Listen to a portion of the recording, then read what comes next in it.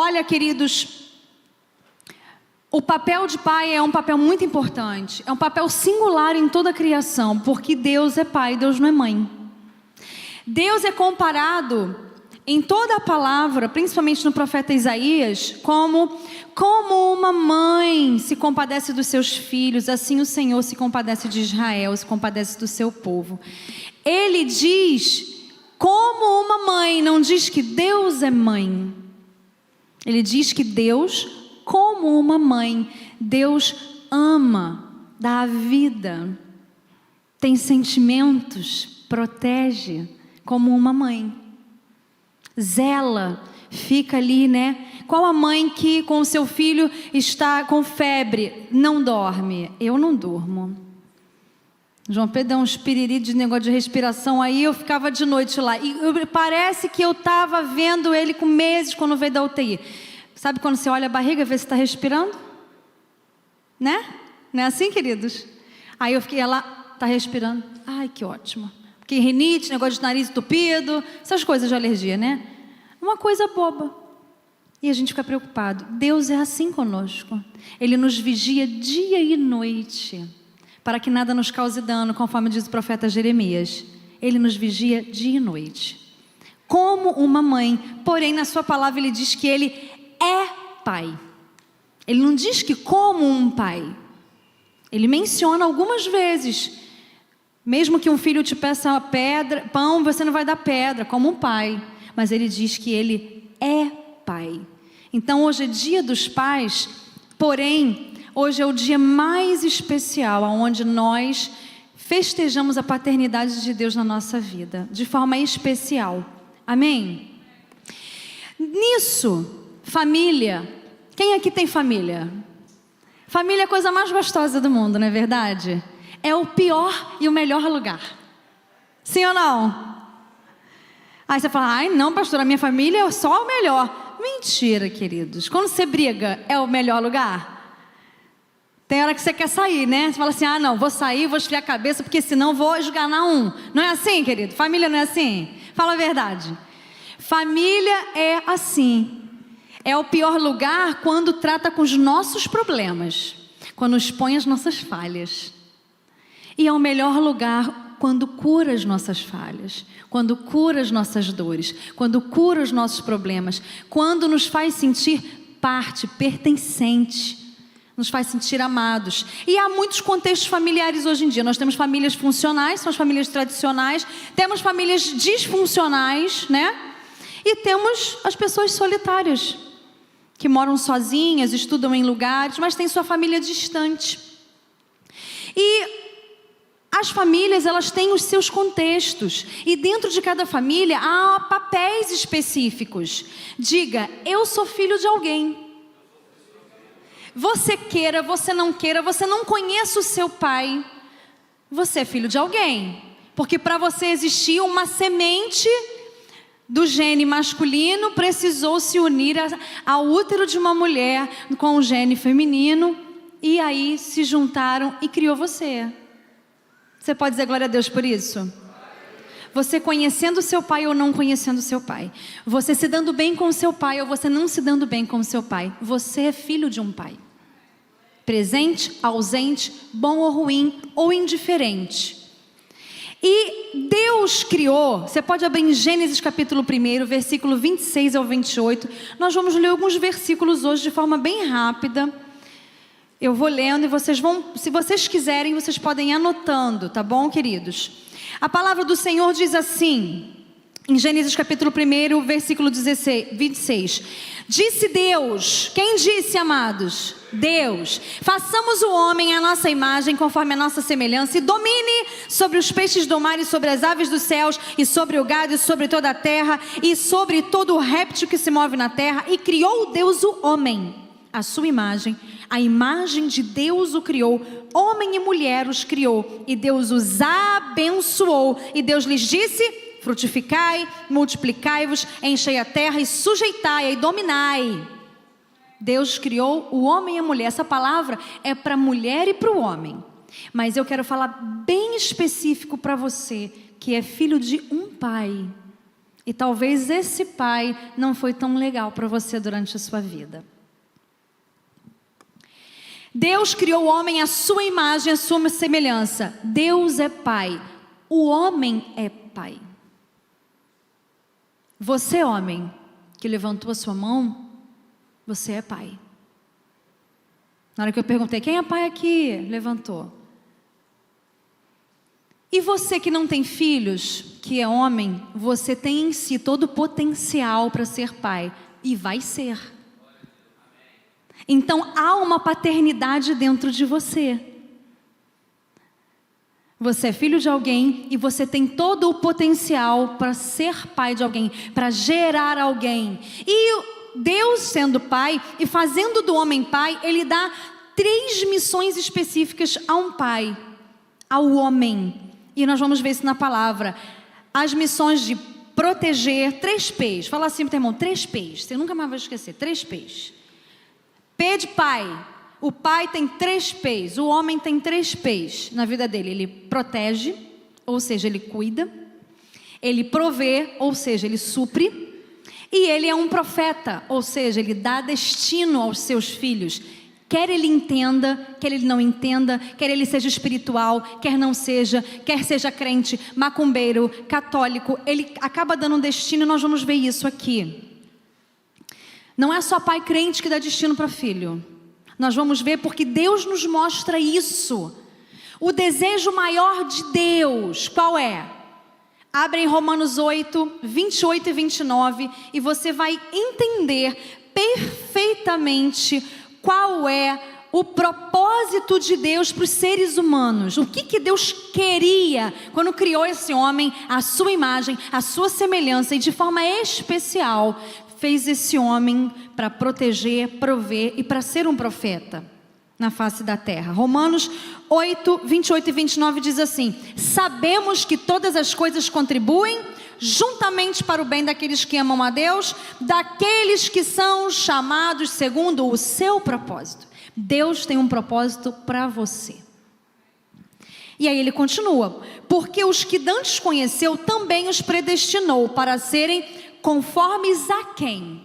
A imagem do seu filho, a fim de que, esse é o propósito, a fim de que ele seja, Jesus seja o primogênito dentre muitos irmãos. Então em João 3,16 diz que ele é o filho unigênito, certo? O único filho de Deus que veio à terra na missão de morrer no nosso lugar, pagar o nosso débito com o Senhor e ser a porta e o caminho de salvação e possibilitar a adoção, do Pai poder nos adotar. Ele era unigênito. Agora Deus fala assim: aqueles que eu tenho um propósito, aqueles que eu chamei, aqueles que são meus filhos, eu os adotei. Eu tenho o propósito de ter uma família de muitos filhos que se parecem com o meu filho mais velho, o meu filho primogênito.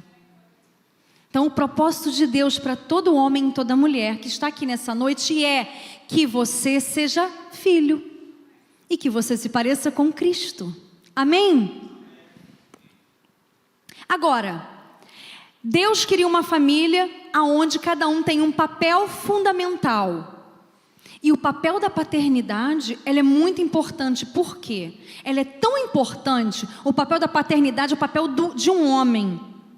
É tão importante que o diabo fez de tudo para quebrar essa paternidade lá no Éden. E de uma certa forma, até um certo ponto ele conseguiu. Nós vamos ver a paternidade que foi quebrada no Éden, a relação da paternidade de Deus com o homem. Porque Deus, ao criar o homem, ali em Gênesis não diz: e eu sou teu pai e tu és meu filho. Mas ali nós já vemos a configuração da paternidade, da função de Deus, do papel de Deus de pai e de Adão de filho. Você quer ver aonde? Vamos lá. Gênesis capítulo 2, versículo 7. A relação paterna de Deus com o homem. Primeiro, Gênesis 2, 7 diz: você achou? Amém. E formou o Senhor Deus o homem do pó da terra, e soprou nas suas narinas o fôlego de vida, e o homem foi feito alma vivente. Primeira coisa, Deus gerou o homem. Quem gera? Só um pai pode gerar um filho em união com uma mulher. Sem um útero, não tem como gerar. Sem uma semente, não tem como gerar. Deus é o doador dessa semente. Ele pega o pó da terra. E nós que somos mulheres, somos pó da terra. Amém? Deus pega o pó da terra e molda um ser humano. E aí Ele sopra e Ele gera. Ele gera uma pessoa, um ser humano, um homem. Então Deus se torna o pai de Adão, aquele que gerou Adão.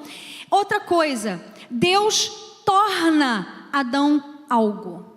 Lembra que eu falei que todo pai dá um destino? Todo pai é um profeta na vida do seu filho? Que você seja um profeta do Senhor, mas existem os profetas de Baal. Deus soprou, aqui está dizendo a palavra, Deus soprou o fôlego de vida e ele se tornou alma vivente. Deus, que é pai de Adão, tornou Adão uma alma que vive, deu vida, uma alma vivente. E esse processo de tornar-se algo é na alma. Um pai, o papel de um pai na vida de qualquer filho é moldar, é tocar a alma, tornar essa alma alguma coisa, boa ou ruim, dependendo do seu poder de influência sobre aquela pessoa. E é aqui, no centro das emoções, que é a nossa alma, aonde opera o espírito da orfandade. Porque no seu coraçãozinho é que você sente se você é amado, sim ou não. E aí a sua mente entende, através de atitudes, você entende se você é amado ou se você não é amado. Você entende se você é querido ou se você não é querido. Se você é preterido ou se você não é. Se você é celebrado ou se você não é. Não é assim? Terceira coisa, o Senhor coloca o homem numa posição. Ele forma o homem, molda o homem, torna ele alguma coisa e dá uma posição para ele. Aqui no versículo 8 diz assim: plantou o Senhor Deus um jardim no Éden, do lado oriental, e pôs ali o homem que formou. Deus pôs você em um papel fundamental na sua casa. O pai faz isso.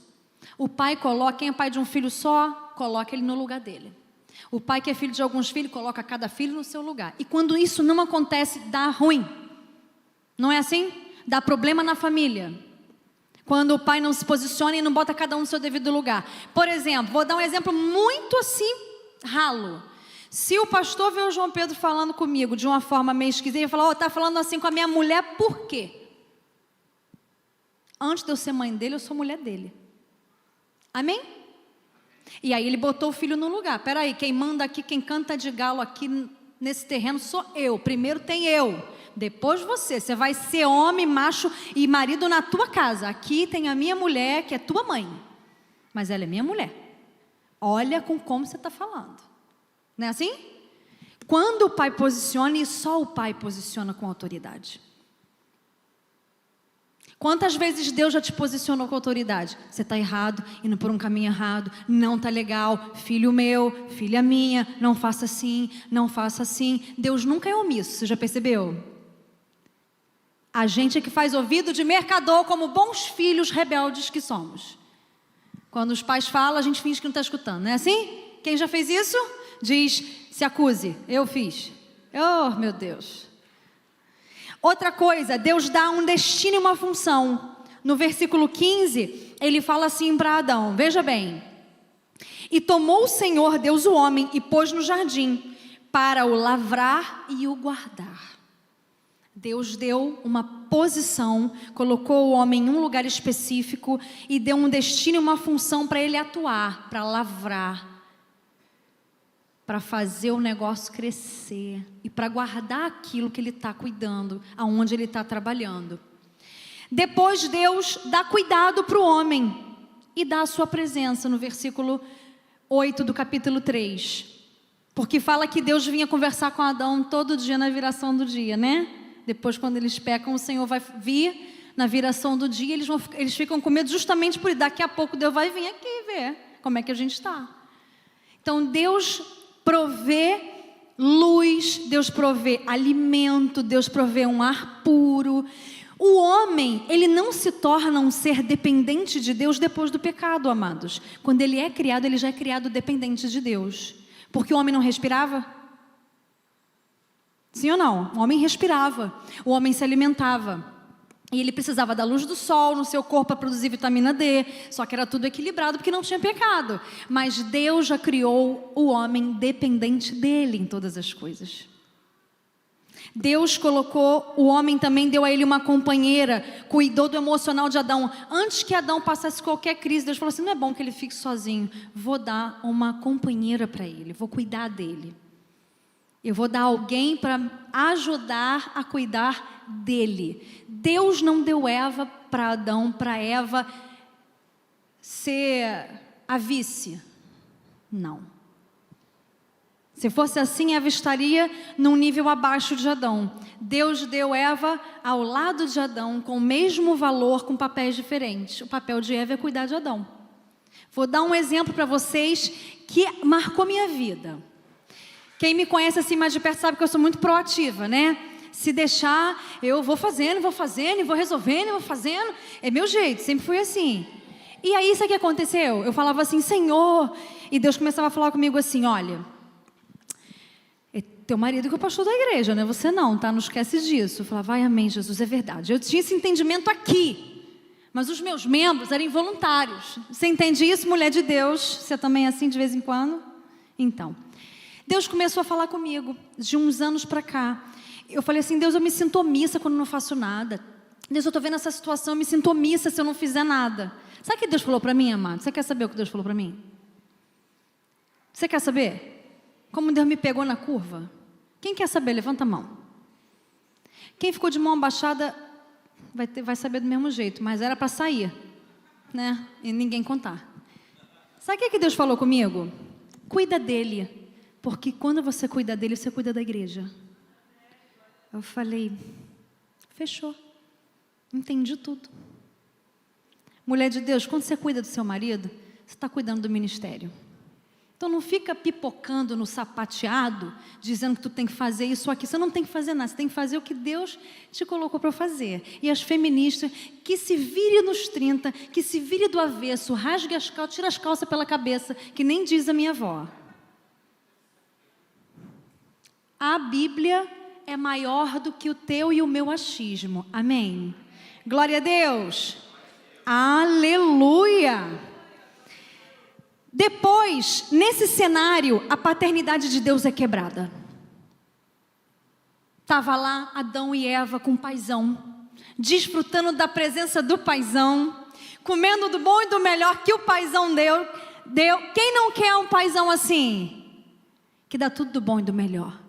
Que dá a sua presença, que dá carinho, que dá atenção, que não fere, que é só amor, é luz, é amor, é cuidado. Quem não quer um pai assim?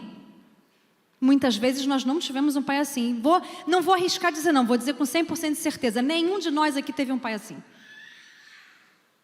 Mas na frente a gente vai ver a história de 2 filhos de um mesmo pai. E você vai ver que nenhum pai é bom. Nenhum. Sempre um pai deixa uma falta em você. Ele pode ser 95% bom, mas aqueles 5% ali tem um impacto na nossa vida. Amém? A paternidade de Deus é quebrada em Gênesis 3, versículo 6. Acompanha comigo, queridos.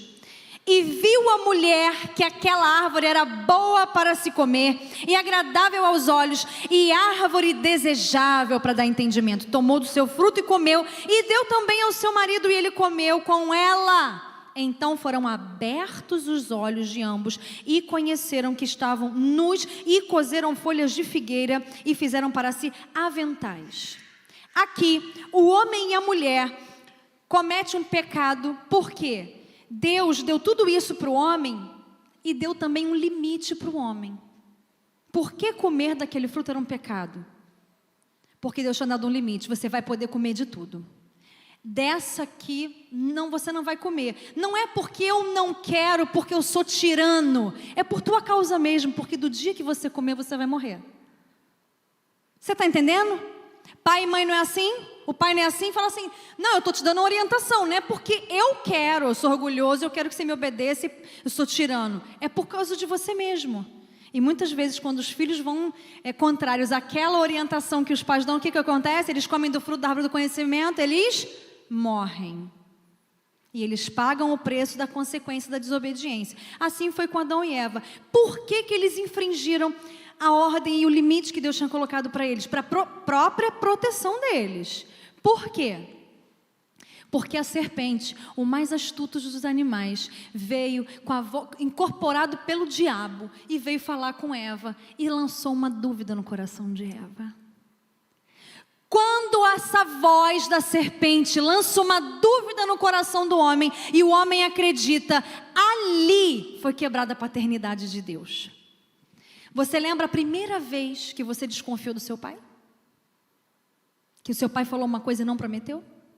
Aí da outra vez que ele prometeu, você falou assim, acho que ele não vai cumprir. Você duvidou. Quem é filho de pais separados aqui, o pai diz que vai pegar na semana e não vai.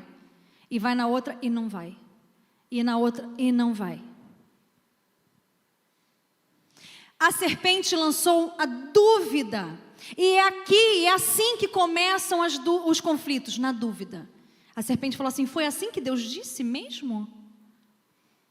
Os conflitos internos, o sentimento de orfandade, de se sentir sem pai, de se sentir sozinho, de se sentir sem amor, de se sentir sem destino, de se sentir inseguro e ansioso, vem da dúvida. Os nossos conflitos começam na dúvida. Foi assim com Adão e Eva e é assim conosco. Essa é a estratégia da serpente. Ele não muda. É a antiga serpente, o diabo e Satanás. É o mesmo. As artimanhas dele é a mesma. A artimanha dele é a mesma. Só tem uma diferença entre o diabo do Éden e o diabo de hoje. Só tem uma diferença entre o diabo do Éden, vou corrigir, o diabo do Éden e o diabo de 2019 anos atrás e o diabo da eternidade com Deus. Que ali no Éden ele tinha algum poder, mas há 2019 anos atrás ele foi vencido na cruz do Calvário. E o nome dele agora não é opositor, o nome dele agora é derrotado. Você pode dizer glória a Deus por isso? Ele se opõe porque ele é teimoso, ele é rebelde por natureza. Mas o nome dele, para nós que somos filhos, não é opositor. Não há maior força do que o nosso Deus, o nosso Pai. Não há competição de quem é mais forte. Não há briga de quem é mais forte entre Deus e o diabo. Não há briga entre o bem e o mal. Não há essa guerra. A única guerra que há é entre os homens e o diabo. Entre Deus e o diabo não existe guerra. Primeira coisa, porque o diabo é criatura e Deus é criador.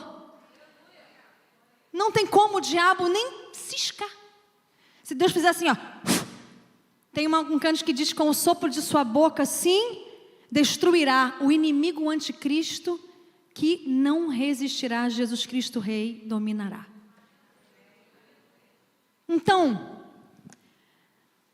a serpente que é derrotada, ela vive tentando levar mais, e já está definido o destino dela, do diabo, que está no inferno, no fogo eterno, de fogo e enxofre para a eternidade, onde o diabo, os seus anjos e todos aqueles que não confessarem a Cristo estarão juntos.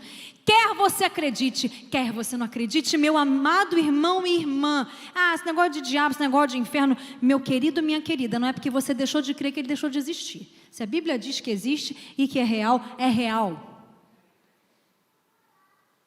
É real. E esse mesmo diabo derrotado, que quer levar você para o inferno, a tua família para o inferno, os teus filhos para o inferno, a tua casa para o inferno, a tua vida para o buraco. Esse diabo, ele lança uma dúvida no teu coração, a dúvida em relação ao amor, ao carinho, à confiança, à aceitação, à proteção, à provisão, à profecia na sua vida, ao seu destino. Como que ele faz isso? Nos seus relacionamentos, na relação principalmente com o seu pai. Eu sei que o Espírito Santo está falando muito ao coração dos irmãos nessa noite. Eu vejo Deus falando com vocês. Deus fala comigo. O quanto nós temos uma imagem distorcida de Deus, porque nós temos um mau relacionamento, um relacionamento quebrado com os nossos pais terrenos. Aonde você vê, onde essa dúvida entra no teu coração, se prepara para essa bomba. Está preparado para a bomba? Na predileção que o seu pai teve, ou pelo trabalho, ou por uma outra mulher, uma amante, ou pelo teu irmão, ou pela tua irmã, ou pelo trabalho, ou pelos amigos, ou pela cachaça, ou pela droga. Na predileção que ele teve, ele trocou você várias vezes por N coisas. E aí você se sentiu super desvalorizado. Porque qualquer coisa era mais importante, era mais atrativo do que você. Aonde essa dúvida entra? Dúvida de amor, de carinho, de confiança, de aceitação, de proteção. Nos abusos, nas violências, nos desprezos, nas durezas, palavras duras, nas humilhações, nas injustiças, nas rejeições, na indiferença. Talvez teu pai não foi tão duro, mas ele foi indiferente. Ele não te protegeu. Quando você precisava, ele olhou para você e disse, irrelevante. E não há nada pior para o ser humano do que ele ser ignorado. Não há nada pior para o ser humano do que ele ser ignorado. Deus é Pai e Deus não nos ignorou. E eu quero te provar isso nessa noite, porque Ele enviou o seu Filho quando nós éramos inimigos. Nós não pedimos nada para Deus. Quando a gente nem existia, Ele já tinha matado o Filho dele na cruz por causa de nós. Ele matou o Filho dele por causa de nós. Quem vai morrer? Jesus, que é Deus, eu vou morrer. Então vai morrer por eles. E é nessa dúvida que a serpente, o diabo, Satanás, ele entra no nosso coração e produz em nós um pensamento. E o nosso pensamento faz o quê? Quando você pensa algo, você toma decisões. E quando você decide, você toma atitudes. E as atitudes repetidas formam o seu comportamento. O primeiro referencial de Deus na cabeça de uma criança é o nosso pai terreno. O primeiro referencial de Deus na cabeça de uma criança é o pai terreno. Por isso que o diabo quer destruir duas coisas. Primeiro, a relação com o pai, porque ele destrói a tua relação com o Pai Celestial. Segundo, o referencial de pai, porque aí você fica sem referencial de paternidade, você fica órfão. Aí o diabo pode te adotar. Não tem jeito, o homem, a palavra do Senhor diz em Eclesiastes que Deus gravou no nosso interior o desejo pela eternidade. Deus gravou a eternidade dentro de nós, Ele colocou a eternidade dentro de nós. O nosso anseio pelo Pai Celestial. Se o diabo acaba com a referência de paternidade de Deus, e o homem que precisa de pai, ele precisa ser adotado. Ele vai ser adotado por qualquer traficante, por qualquer um que dê a ele carinho, que dê sexo, que dê atenção, que dê um ombro para chorar. Você está entendendo isso? Que dê projeção, que dê valorização. A gente está cansado de falar aqui que muitos adolescentes órfãos de pai, eles vão para o crime, porque aquele dono da boca, aquele bandido, aquele traficante se torna o seu referencial de pai, porque ele protege ele, diz, você é importante para mim, toma aqui esse fuzil, eu acredito em você, você vai matar um montão e você vai trazer muito dinheiro para cá. Olha o nível de confiança que se coloca numa criança de 10 a 12 anos. Coisa que ele nunca teve com o seu pai da terra.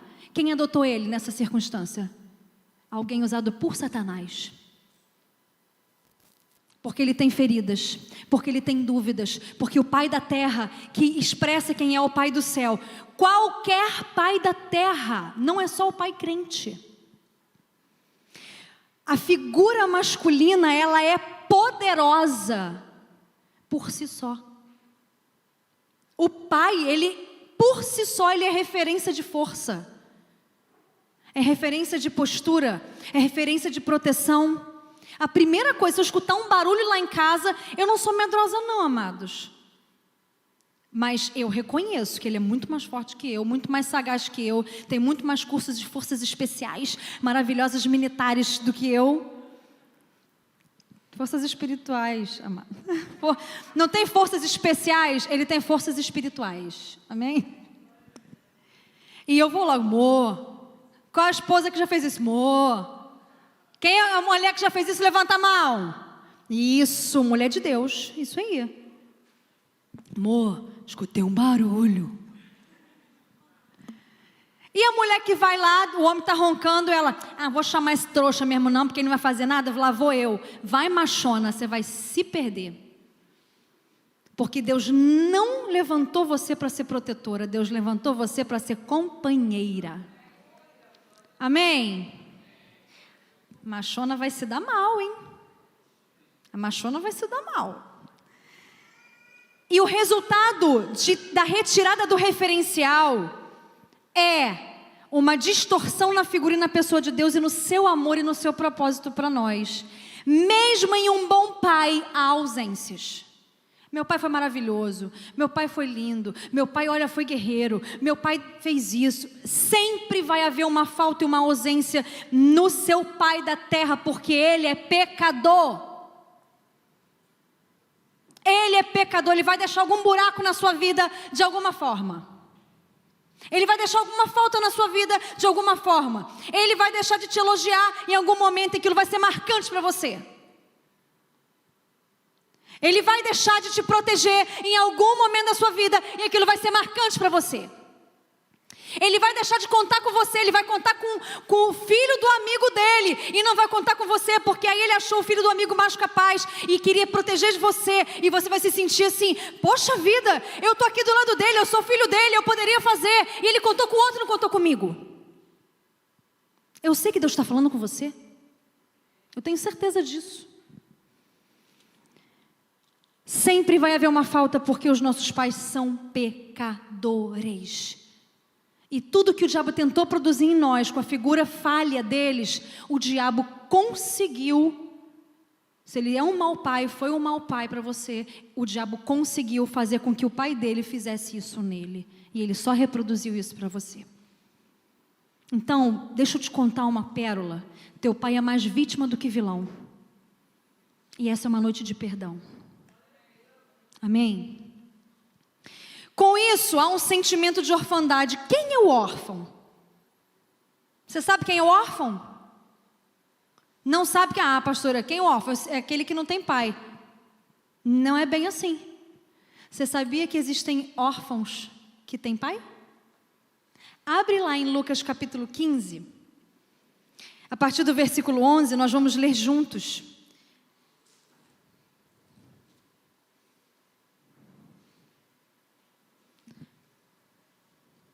Já estou terminando, tá, queridos? Nós vamos ler juntos, a partir do versículo 11, Lucas capítulo 15, a partir do versículo 11, só alguns versículos, tá, queridos? Porque a passagem é grande, é a parábola do filho pródigo. E eu vou contar para você, a partir desse versículo, o que acontece aqui, para a gente remir o tempo. Não vai dar para ler tudo. A parábola é o seguinte: certo homem, tinha lá a sua propriedade, ele tinha 2 filhos. O filho mais novo, ele chegou para o pai e falou assim: pai, quer saber do negócio? Eu quero a minha herança antecipada, porque eu quero viver a minha vida. E aí, o pai fez, sabe o quê? Deu, não resistiu não chegou, não tentou convencer o filho não. Eu fico tão impactada com essa postura aqui, porque esse pai do texto é Deus. O filho mais novo chegou para o pai e falou: me dá minha herança que eu quero viver minha vida. E o pai não chega assim: não faz isso, você está tomando um passo errado, olha açaí, pelo amor de Deus. Não, o pai chega: é isso que você quer? Você já tem idade para isso? Ele era o mais novo, não está dizendo que ele era menor em idade, para ter responsabilidade. Então toma a tua herança, vai fazer o que você acha que deve fazer, vai aprender com a vida, vai aprender com teus erros. Quem é filho e já ouviu assim o pai falar assim: você é muito cabeça dura, só vai aprender dando cabeçada na vida? Levanta a mão. Levanta a mão bem alto, amado. Isso aí. Foi o que esse pai que falou isso para você, você achou que esse pai não ligou para você. Na verdade, esse pai foi igual a Deus. Você tem cabeça muito dura, você vai aprender vivendo.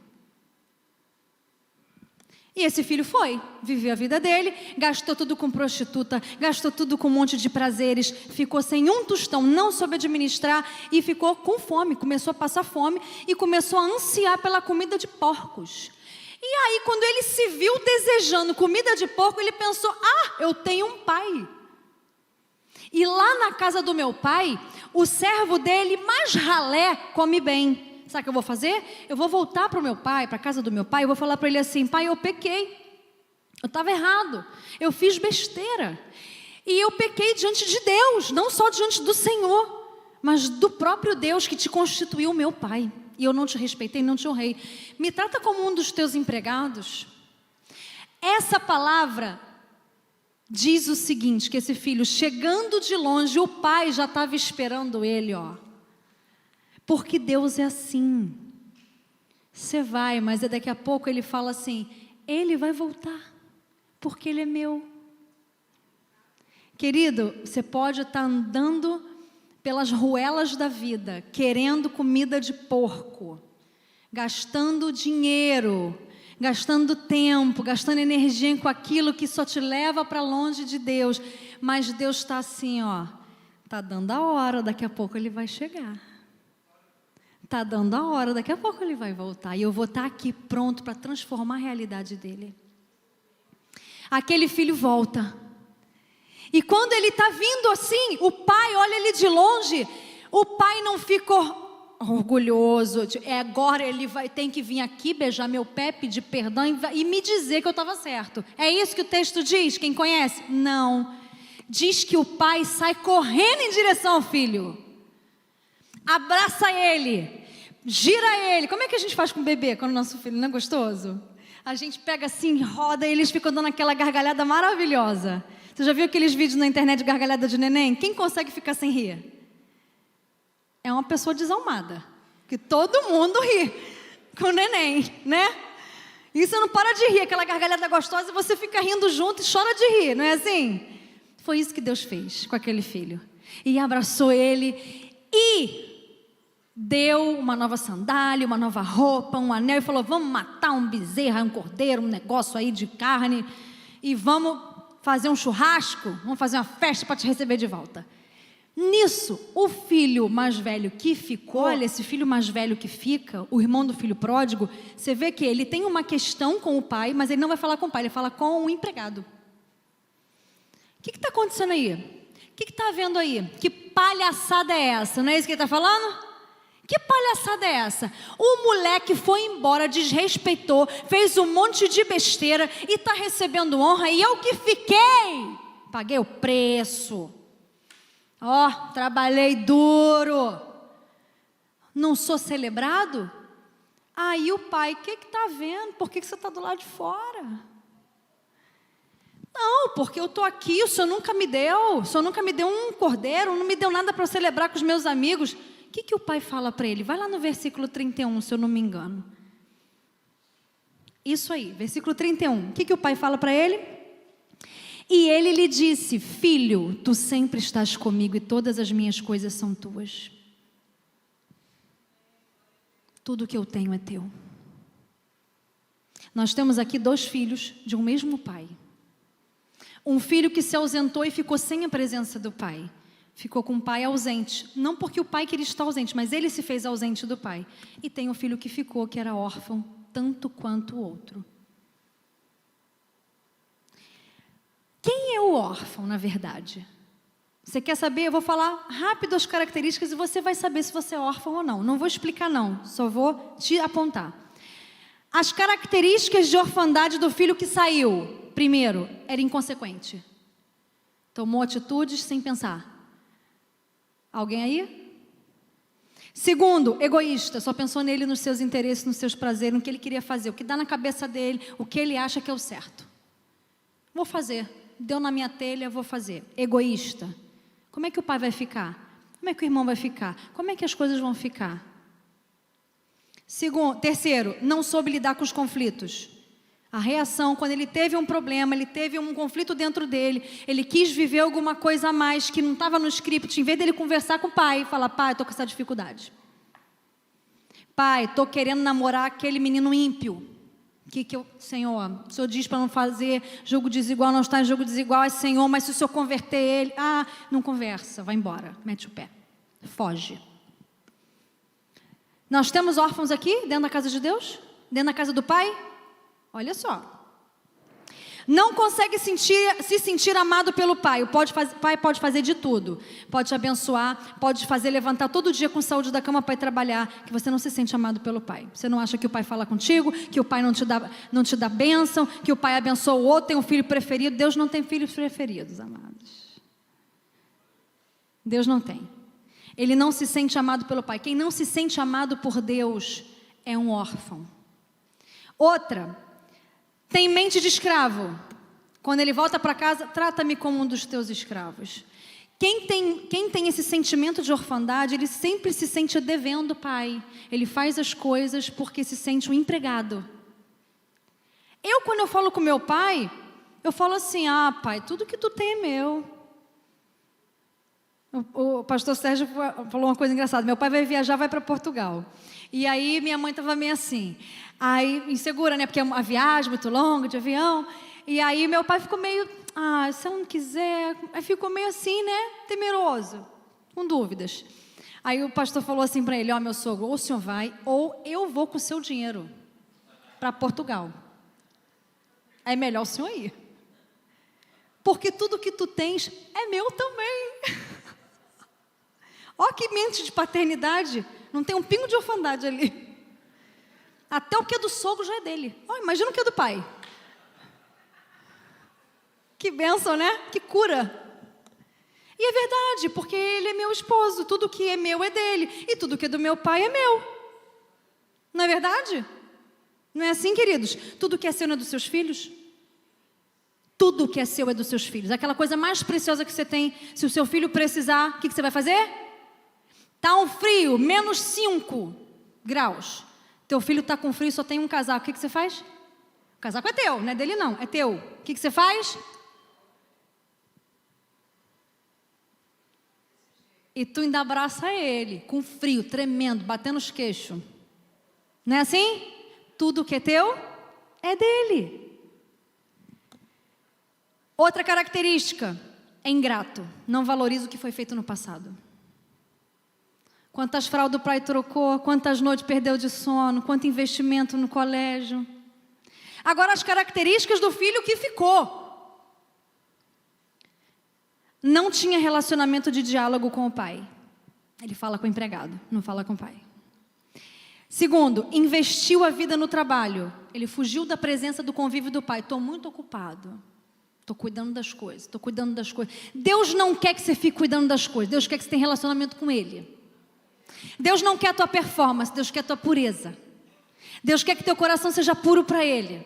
Deus quer que teu coração seja submisso a Ele. Deus quer que teu coração anseie por Ele. Deus não quer que você fique trabalhando para Ele.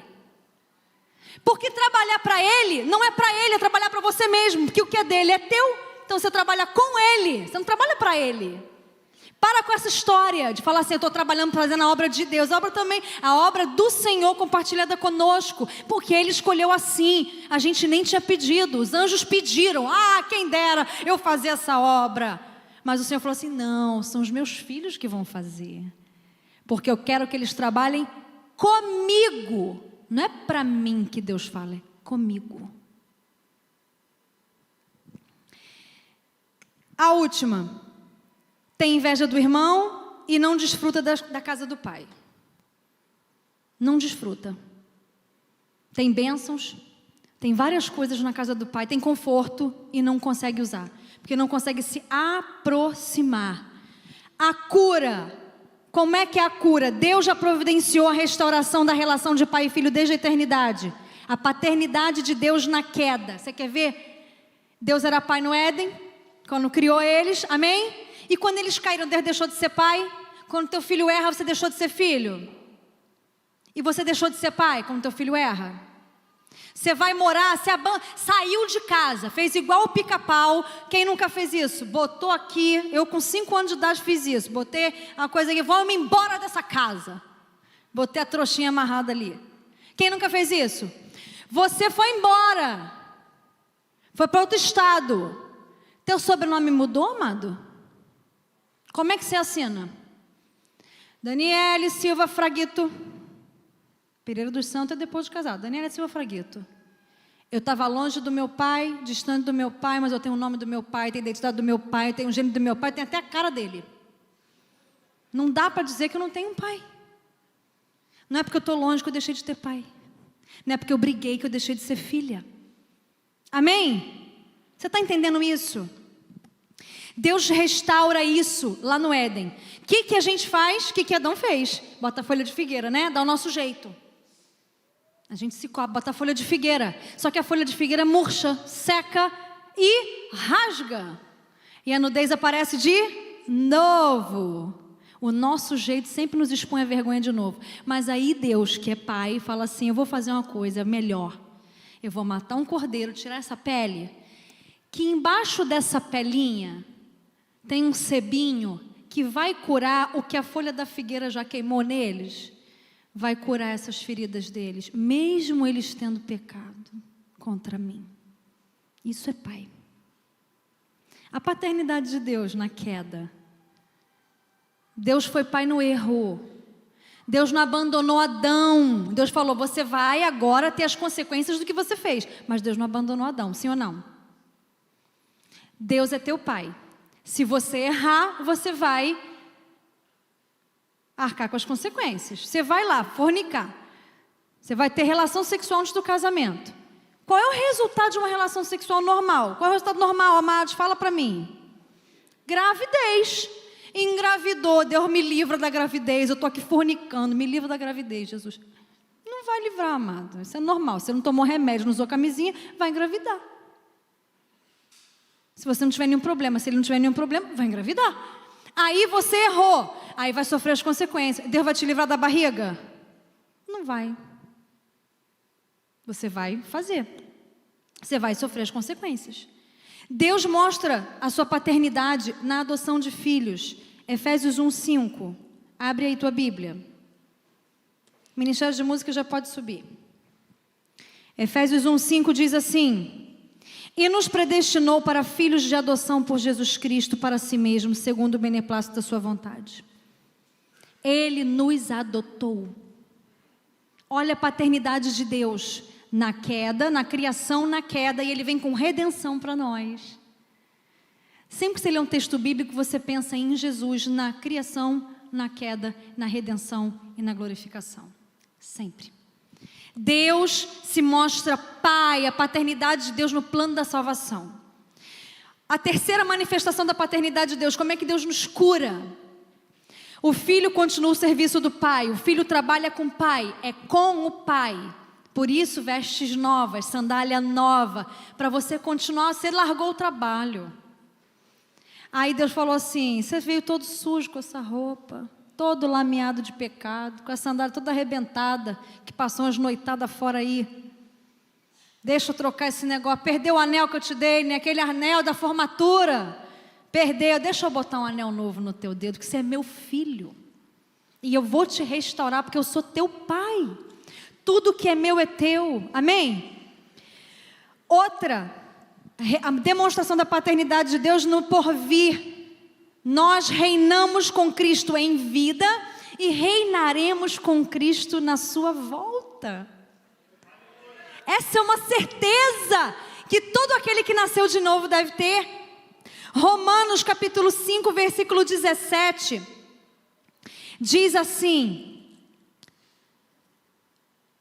porque se pela ofensa de um só, Adão, a morte reinou por este, muito mais os que receberam a abundância da graça e o dom da justiça reinarão em vida através de Jesus Cristo, o nosso Salvador. Deus restaura, Deus faz você reinar. Deus não quer uma vida de miséria para você, porque Ele é Pai. Nenhum pai quer uma vida de miséria para um filho. Todo pai quer que o filho dê certo. Sabe por que todo pai quer que o filho dê certo? Porque se o filho deu certo, eu dei certo, porque eu sou o pai dele, eu que ensinei tudo para ele. Você está entendendo? Se o teu filho dá certo, você fala assim: caramba, meus filhos são uma bênção. Meu filho é uma bênção. Árvore boa dá bom fruto, meu querido. Amém? Deus restaura essa paternidade dele em nós na certeza do porvir. Apocalipse 5:10 diz: e para o nosso Deus e Pai, nosso Deus, os fizeste reis e sacerdotes, e eles reinarão sobre a terra. Deus é Pai e Ele faz você reinar sobre a terra. Garantia, Deus te dá garantia. O que Deus quer de você nessa noite? Você que se sente assim, com todas essas características de órfãos. Eu sei que Deus falou com você. Talvez você tenha feito uma opção sexual contrária à natural, porque você tem problemas com seu pai. E você foi buscar amor, aceitação e aprovação no mesmo sexo. Porque você teve da mãe, ou teve de uma amiga, ou simplesmente para ser contrária. Já que ele te feriu, você também vai ferir ele. Está entendendo? Queridos, o que Deus quer de nós? O que Deus quer para você e para mim? Deus não quer órfãos, Deus quer ser pai de uma família. Deus quer restaurar por completo o relacionamento da família dele. Deus quer restaurar o teu relacionamento com ele.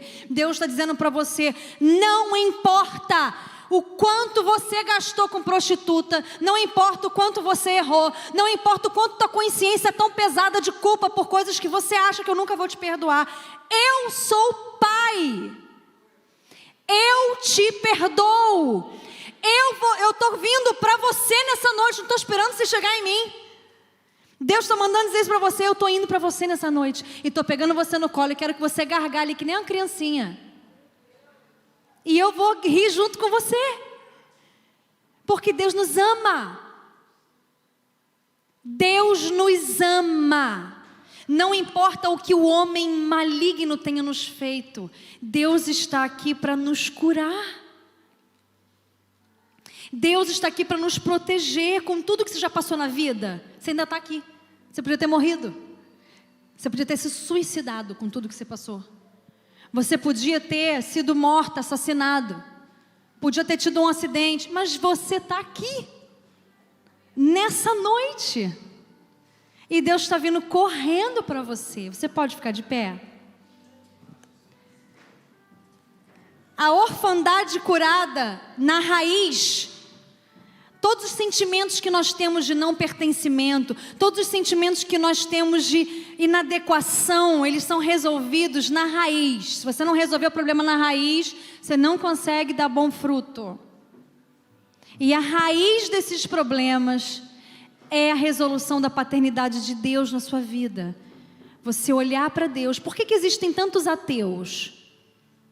Você vai perguntar para um ateu como é que era a relação dele com o pai dele. Aí ele vai dizer: meu pai era ausente, eu nunca conheci meu pai só vivia para o trabalho. O pai é ausente, não tem Deus, não existe pai, não existe Deus. É tão óbvio, não é, queridos? A cura da orfandade, ela começa a dar frutos em nós, como pessoa, e dar frutos nos nossos relacionamentos. Aí nós nos sentimos capazes de perdoar, a restauração da nossa vida, restauração da harmonia da nossa casa, harmonia na nossa igreja, harmonia nos nossos relacionamentos, compreensão, graça de Deus. Jesus falou: eu não vou deixar vocês órfãos, mas voltarei. João 14:18. Em Isaías 64:8, o profeta fala assim: tu és o nosso Pai e nós somos a obra das tuas mãos. A palavra do Senhor é tremenda. A palavra do Senhor é tremenda. Como é que eu faço isso, pastora? Como é que eu tenho essa identidade? Como é que eu tenho isso restaurado na minha vida? João capítulo 1, versículo 12 diz assim: te dá a resposta para isso. Mas a todos quantos o receberam, deu-lhes o poder de serem feitos filhos de Deus, de ter essa identidade restaurada, curada, trazida de volta. A saber, os que creem no seu nome, os que creem em Jesus, os que creem nesse plano eterno, nessa demonstração da paternidade de Deus. E quando você crê, você recebe o amor de Deus. O amor de Deus, a graça de Deus, ele é tão irresistível na tua vida, que você fala assim: eu creio, eu te quero, Senhor. Porque Ele te quis primeiro, porque Ele te abraçou primeiro, porque Ele te trouxe primeiro, porque Ele morreu primeiro, Ele te amou primeiro. E aí você pode fazer isso aqui, ó. Efésios capítulo 1, versículo 12 e 13 diz assim: nós fomos predestinados conforme o propósito de Deus para sermos conforme a imagem do seu Filho. Nós lemos isso.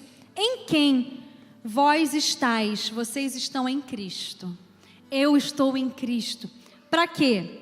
Depois que vocês ouviram a palavra da verdade, o evangelho da salvação que vocês ouviram hoje, e tendo nela crido, fostes selados com o Espírito Santo da promessa, que é o penhor da nossa herança, o qual nós temos a redenção, para o louvor da sua glória. Se você crer em Jesus, recebê-lo no seu coração, acolher essa verdade de que Deus é Pai, porque Ele disse que é Pai. Eu sou o teu Pai. Eu estou adotando vocês como filhos. Ele disse que Ele nos escolheu. É o Pai que gera, lembra? O Pai te gerou. Na eternidade, Ele te escolheu. Eu não escolhi o meu pai Carlos. Eu nasci, olhei para aquela careta linda dele e falei: você é meu pai. Não é assim? Quando você nasce de novo, e eu sei que tem pessoas que estão nascendo de novo aqui agora.